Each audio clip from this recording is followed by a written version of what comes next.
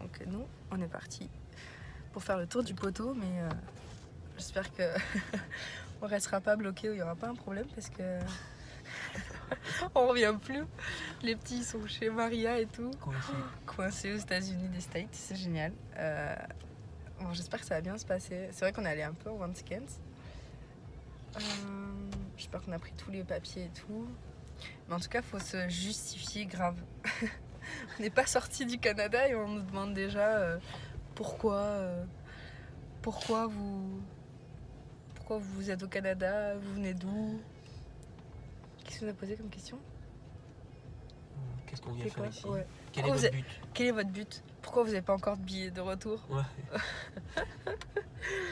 Bon, on va regarder pour la suite, hein, parce que c'est pas dit qu'on revienne. Mais que moi.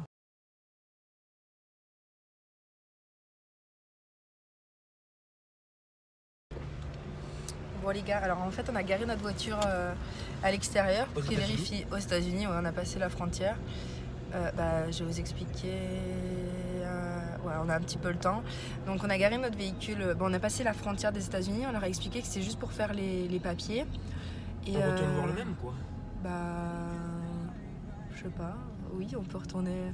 Non. Et donc du coup voilà, ils nous ont passé un papier. Je pense qu'ils doivent savoir que les gens font le tour du poteau.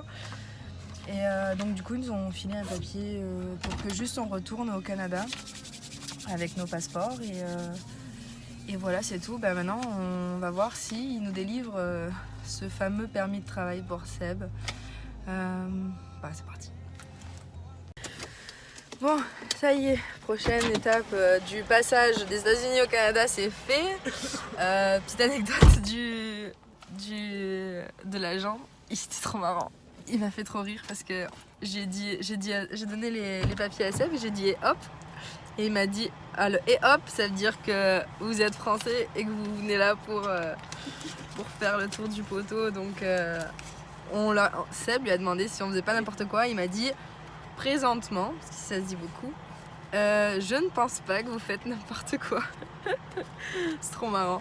Bon, allez, on va faire le reste des papiers et on vous tient au courant. Oui, on est malade, on a la crève. Et je vous tiens au courant et on vous racontera un peu plus en détail tout ce qui s'est passé. Tout de suite. Bon, maintenant qu'on a 1 heure de route, on va pouvoir vous expliquer. On a attendu 4 heures quand même. 4 heures. On est arrivé à 9h37 et là il est 1h40. 1h40 et on sort du bureau. Mais on a enfin le permis de travail. C'est patient. Donc on va la refaire depuis le début parce que quand on n'a pas les informations, parce que nous on n'avait aucune information, on a juste marqué le tour du poteau, on nous a conseillé de faire ça via des sites, tout ça, mais il n'y a vraiment rien, ni personne qui nous a dit quoi faire. Déjà pour commencer, nous on est allé à la Colle. Donc voilà, donc nous on est allé à la Colle, c'était plus proche, c'est à 1 heure de Montréal à peu près, enfin 1 heure de chez nous, de Saint-Basile.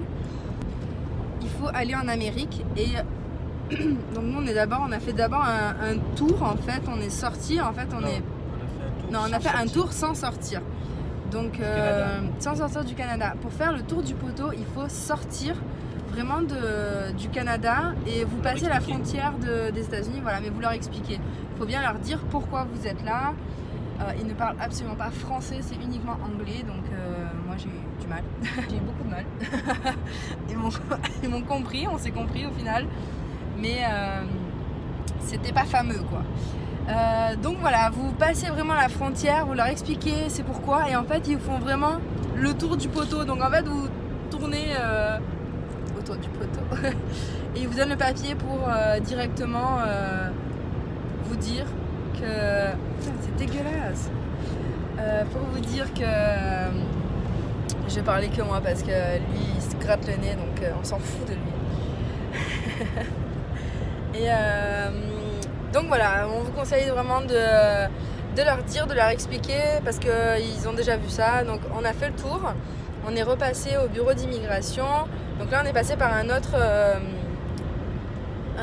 douanier parce que le premier franchement il a été hyper sévère quoi. Il nous a dit Non, mais je peux juste vous dire qu'il faut sortir du Canada, c'est tout ce que je peux vous dire, pourquoi vous êtes ici, dans combien de temps vous êtes parti. Il était hyper strict le mec.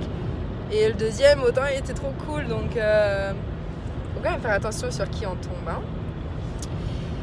Et à part ça, donc là on a attendu 4 heures, ça va, on est tombé sur une nana quand même cool. Par contre,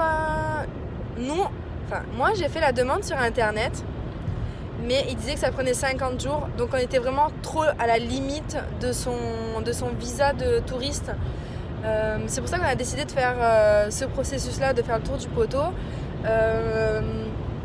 Parce qu'en fait, on avait la réponse vers le 1er novembre. Et le 1er novembre, en fait, c'était sa date de départ au Canada. Donc, on l'a fait. Là, on était tous les deux. Moi, je travaillais pas. Donc, voilà. On a attendu 4 heures. Il faut fournir, en fait, un maximum de preuves comme quoi vous habitez ensemble. Alors moi j'ai pas fourni de bonnes preuves, enfin pas les meilleures du moins, donc l'agente d'immigration elle m'a dit franchement si c'est moi ça passerait, mais des fois ça passe pas, donc fournissez un maximum de choses qui vous prouvent que vous êtes conjoints de fait, que vous avez habité longtemps ensemble, ou parce que on a vu des nanas qui sont vachement cool, puis d'autres hyper strictes, genre y a rien qui passe, c'est mort quoi. Donc moi j'avais fourni notre bail actuel, j'ai fourni aussi le papier, vous savez, qui nous demande quand vous faites le PVT, l'argent que vous avez sur le compte. J'ai fourni aussi, parce que moi je suis en emploi qualifié, donc dans la catégorie AB ou 0. Moi je suis dans la catégorie, puisque je suis superviseur. Catégorie B, ouais. Superviseur de vente au détail. Donc j'ai fourni le papier, le bail, notre compte de conjoint en fait en France, mes 3 dernières fiches de paye. Et quand j'avais fait la demande en ligne, en fait ils m'ont demandé plusieurs papiers. Dont la déclaration du nom de fait que j'avais fait tamponner. Elle nous avait dit que ça faisait pas foi, mais bon là ça l'a fait, donc on est content. On leur a dit quand même qu'on avait 2 enfants en commun, et voilà. En tout cas, une chose que je peux vous conseiller, c'est vraiment de passer et de donner un maximum de chance de passer quoi, de pas tomber sur une nana qui est pas cool et finalement vous payez pour rien. Donc moi j'ai payé d'abord sur internet, parce que j'ai fait le formulaire quand même sur internet au début, parce que je pensais pas que ça allait prendre autant de temps. J'ai payé 125 $, et là il lui a pris les données biométriques qui ont coûté 85 $, et plus les papiers ça nous a coûté 340 $. Donc c'est quand même cher.